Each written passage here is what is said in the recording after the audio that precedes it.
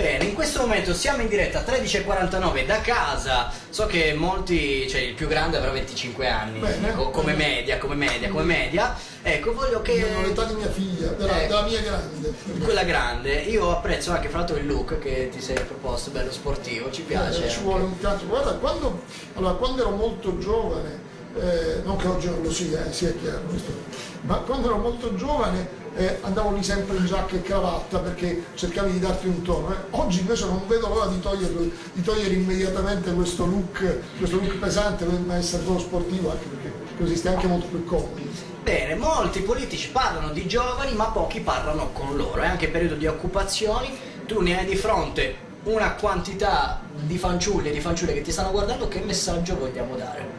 Io vorrei dare un messaggio di futuro, di speranza, però un messaggio di futuro e di speranza che i giovani devono prendere, non aspettarsi, perché fino ad oggi in molti casi, non è la generalità delle cose, però in molti casi i giovani dicono siete il futuro, vi dobbiamo garantire un futuro. Ecco, io mi sono convinto che nessuno garantisce il futuro dei giovani, siamo in una situazione di disoccupazione giovanile a oltre il 40% dai 16 ai 25 anni, quindi dimostra che è una disoccupazione insostenibile in un paese civile, la più alta d'Europa sicuramente, forse a livello mondiale tra le più alte. Allora il tema è questo: i giovani devono scendere seriamente in campo, appropriarsi dei loro diritti. Per quello che ci riguarda noi facciamo proposte per garantire il lavoro ai giovani, per chi studia, per chi si avvia a una professione. Dall'altra parte i giovani diano e contribuiscono alle loro idee che noi vogliamo recepire. C'è in questo interscambio che dove si trova la soluzione. Non devono aspettare i giovani e non devono, aggiungo,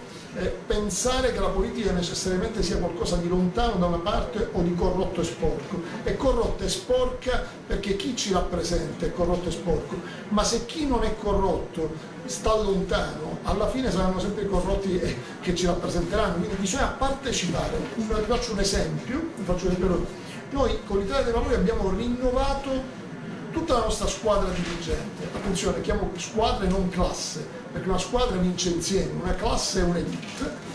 Bene, uno dei ruoli più importanti del nostro partito in questo momento, quindi fa parte dell'ufficio di segreteria del partito, ma aggiungo è anche responsabile nazionale dell'organizzazione del partito, quindi quello che operativamente gestisce il partito, è un giovane di 28 anni, si chiama Luciano Pisanello, un consigliere comunale di un comune della provincia di Taranto, San Giorgio Ionico, perché quello che ho pensato è, non devo dire giovani vediamo domani cosa faremo insieme, giovani da oggi vi do gli strumenti, dateci una mano a poter risolvere i problemi. Bene, 13:58, abbiamo gli ultimissimi minuti. Io so che per te è una giornata intensa. Intanto ringraziamo ovviamente il segretario regionale Lini Punzoludo, che è stato eletto di recente, che ha organizzato una gran giornata su Torino, ma so che il tempo stringe perché mi cambia anche città, quindi magari qualcuno che ci sta seguendo è ancora in tempo per raggiungerti ad Alessandria. Ad Alessandria, sì, dove tra l'altro abbiamo raggiunto un risultato straordinario, nel senso che proprio la settimana scorsa l'Italia dei Valori, che era presente in Consiglio Comunale con un suo consigliere comunale, anzi un duplice risultato consigliere comunale, è entrato a far parte della giunta della città, e quindi c'è il vice sindaco che è dell'Italia dei Valori di Alessandria, che è quella terza città del Piemonte, ma la cosa altrettanto importante è che al posto di chi è diventato vice sindaco è entrato in consiglio comunale un consigliere comunale che è il più giovane consigliere comunale che abbiamo in Italia, e forse tra i più giovani d'Italia di tutti i partiti, perché ha 22 anni. 22 anni. Ecco, a proposito dei giovani che si impegnano. Complimenti, ottimo risultato, e adesso poi ci sarà questa conferenza Seguitelo stampa. Anzi, questo giovane, dategli una mano, perché magari è importante poter trasmettere ad altri giovani questa voglia, questa passione, e vedere anche cosa fa, no?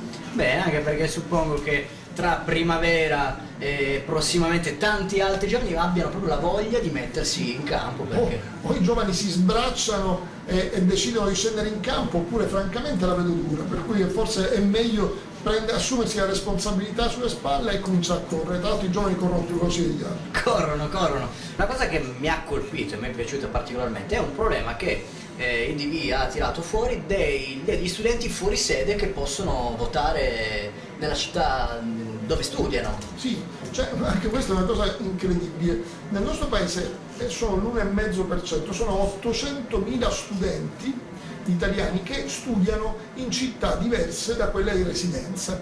dove non ci sono le sedi universitarie. Bene, questi giovani, questi ragazzi, per votare devono tornare a casa. Non c'è previsto alcun rimborso né alcuna possibilità, ed è una gran perdita di tempo, perché magari, dico, se la distanza è notevole ci perdi anche le giornate. Allora noi anche questo, se tu affronti un problema, trovi la soluzione, ti rendi conto che se ne hai voglia di affrontarla, le soluzioni sono anche semplici, però devi avere la volontà di realizzarle. Allora che abbiamo detto? Consentiamo agli studenti fuori sede di votare per tutte le elezioni, dalle amministrative alle regionali, alle nazionali, alle europee, nel luogo in cui studiano. Dovranno preventivamente recarsi presso la prefettura dove prevediamo di istituire i seggi, e quindi potranno tranquillamente andare a votare. Capito? 800.000 ragazzi vengono di fatto privati del diritto di votare, sono l'1,5% della popolazione. Se immaginate che in questo momento la differenza tra coalizione ipotetica di centrodestra e coalizione ipotetica di centrosinistra è meno di un punto percentuale, questi ragazzi potrebbero scegliere chi governa. Bene, allora chiedo consiglio a Daniela che ci dice anche i tempi, perché so che dovete andare, quindi abbiamo 14:13, io in 2 minuti lascio a te le degne conclusioni e i degni saluti a chi ci sta guardando da casa. C'è una domanda? C'è un dito. Sì. Allora, che fine hanno fatto i contratti di apprendistato? Ci troviamo solo con atipici contratti a progetto. Chiudiamo con questa, che lo ripetiamo. Alessandra ci chiede che fine hanno fatto i contratti di apprendistato? Esatto. Bene.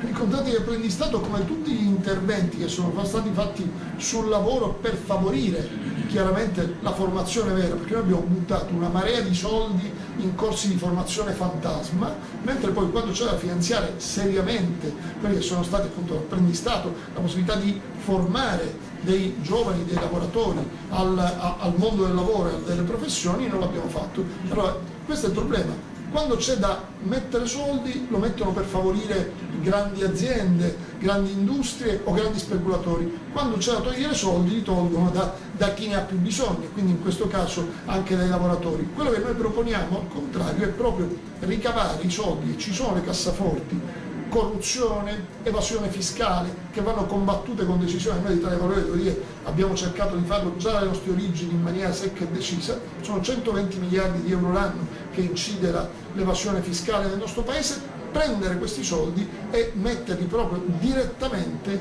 oltre nelle tasche dei cittadini italiani, ma metterli direttamente per finanziare quegli strumenti che consentono ai giovani non solo l'accesso al mondo del lavoro, ma anche una formazione, una partecipazione quindi al mondo lavorativo che viene di fatto preclusa. Vedete, infatti il 40% di giovani, non è che c'è il 40% di giovani che non vuole fare niente, c'è il 40% di giovani che non riesce a fare niente. Uno Stato che si rispetti deve trovare gli strumenti che ci sono.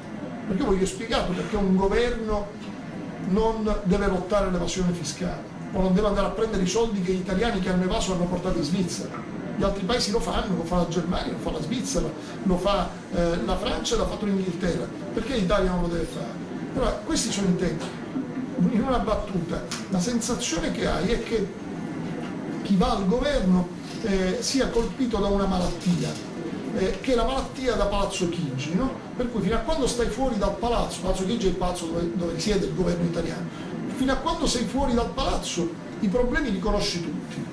Appena entri nel palazzo, stranamente, amnesia, e quindi continui a galleggiare e l'unica cosa che fai è perdere tempo per guadagnare giorni e poltrone. Ecco, quello che noi dobbiamo fare, vogliamo fare, con l'Italia dei Valori stiamo facendo, è fare in modo che questa malattia venga rimossa, e proviamo ad andare con una coalizione seria e con l'Italia dei Valori protagonista in questo senso, per porre dei problemi senza dimenticarli e impegnarsi a trovare le soluzioni.